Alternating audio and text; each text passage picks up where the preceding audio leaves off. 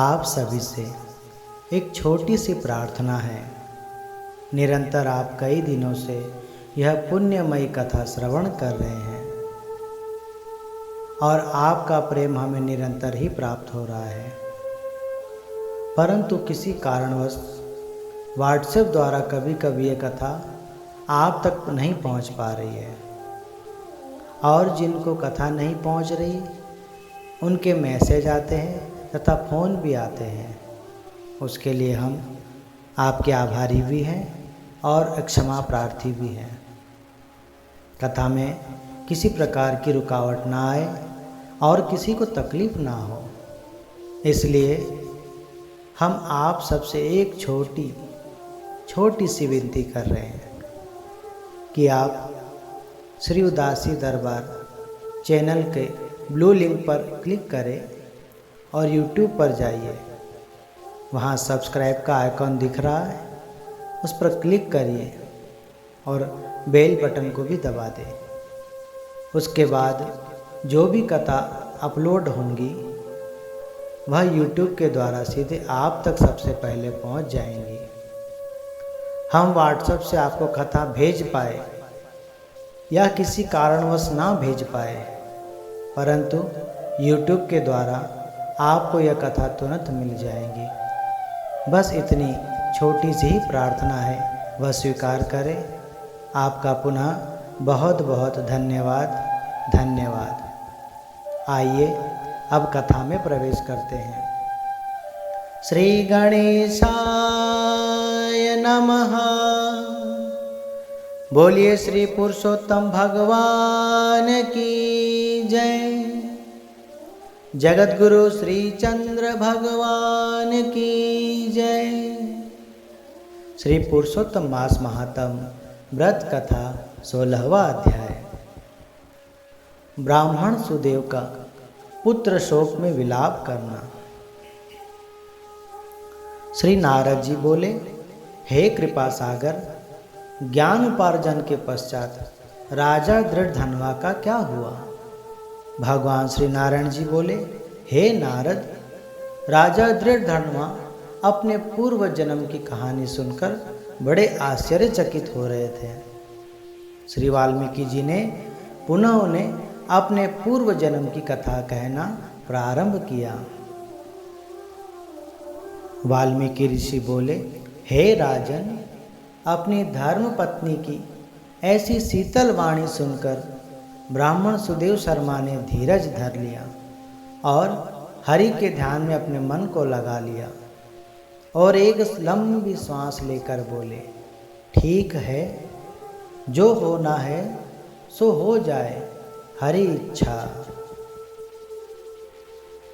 तुलसी भरोसे राम के, निर्भय हो के सोए, अनहोनी होनी नहीं, होनी होए सो होए।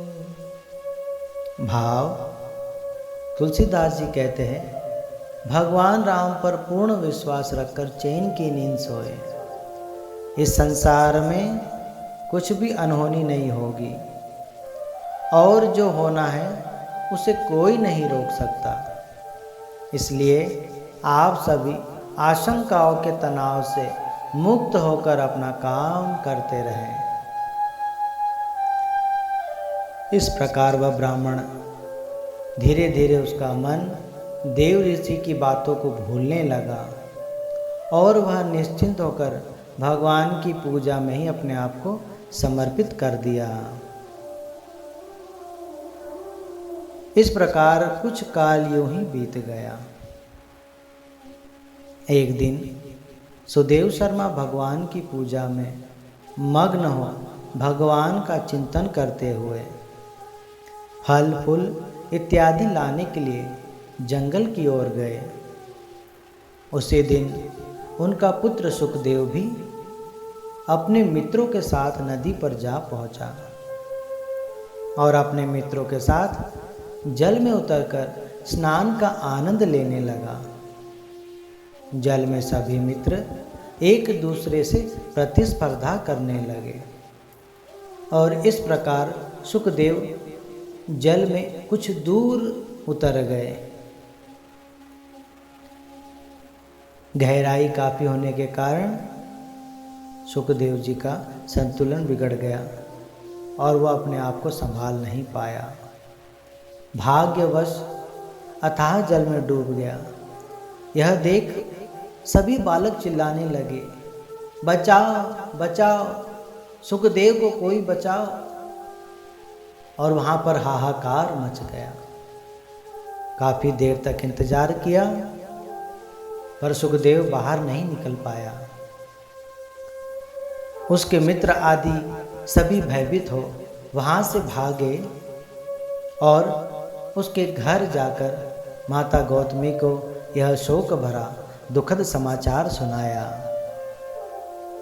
यह समाचार सुन गौतमी की चीख निकल गई और उसके हाथों से पात्र भी छूट गया और स्वयं भी नीचे गिर पड़ी।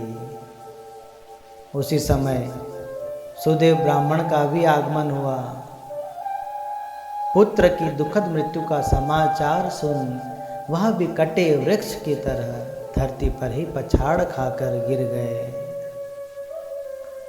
सुदेव फिर अन्य लोगों के साथ खुद को संभालते हुए नदी किनारे आए और अपने पुत्र का शव निकलवाया और उस शव को अपनी गोदी में उठाकर घर ले आए। सुदेव और गौतमी अपने पुत्र के शव को देखकर जोर जोर से विलाप कर चित्कार कर रोने लगे। सुदेव बार बार अपने पुत्र के शव को हृदय से लगाकर कभी चूमे कभी प्रेम करे, अश्रु बहाते हुए रुदन करते हुए बोले, हे पुत्र, तुम इतनी गहरी नींद में क्यों सो रहे हो? उठो, जागो। जैसे तुम मुझसे पहले प्रेम पूर्वक बातें करते थे वैसे ही मुझसे बातें करो। तुम्हें सुनने के लिए मेरे कान तरस रहे हैं पुत्र। अपने वृद्ध माता पिता को तुम्हारा असमय छोड़कर जाना यह उचित नहीं है। तो उठ और अपने माता और पिता को जीवन का दान दे, नहीं तो तुम्हारे विछोह से हम भी नहीं जी पाएंगे। तू मेरी आज्ञा के बगैर कोई काम नहीं करता था, मेरी आज्ञा में ही रहता था। फिर आज तुझे कहाँ से सूझा जो तू मुझसे बिना मिले ही चला गया? अगर मुझे यह पता होता कि आज तुझे काल लेने आने वाला है तो मैं तुझे छोड़ कहीं नहीं जाता। तो तू मेरी आज्ञा के बगैर कहीं नहीं जाता। मैंने कोई निंदनीय कार्य कभी नहीं किया, ना मैंने ब्रह्म हत्या की। फिर किस कुकर्म का फल मुझे मिला है? हे निर्दय विधाता, तुम्हें इस दीन वृद्ध की आंखें निकाल कर क्या मिला? हे पुत्र, तुम्हारी माँ तुम्हें देखकर देखो किस प्रकार विलाप कर रही है। क्या तुम्हें देखकर उस पर दया नहीं आ रही?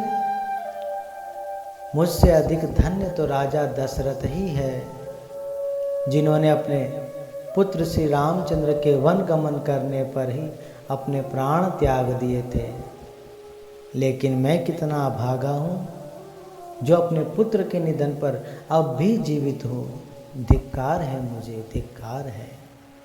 हे गोविंद, हे माधव, हे दीनबंधु, हे कृपा के सागर, मेरे अपराधों को क्षमा करो। मैंने व्यर्थ ही जिद करके आपसे पुत्र संतान की मांग की और आज फलस्वरूप उसके वियोग में दुख पा रहा हूँ। हे प्रभु, अब कृपा करिए, मुझे इस शोक से बचाइए और मुझे सहन करने की शक्ति प्रदान करिए, जो मैं आपकी आज्ञा को धीरज रख सब्र से इस दुख को सहन करूं। हे प्रभु, सब कुछ आपके ही हाथ में है, इसलिए आप हम दोनों पर कृपा करिए। इस प्रकार सुदेव ब्राह्मण भगवान के चरणों में विनती करने लगा और बादलों की गड़गड़ाहट होने लगी। श्री बृहद नारदीय पुरुषोत्तम मास महात्म सुदेव ब्राह्मण बालक सुखदेव की मृत्यु के बाबत 16वां अध्याय समाप्त।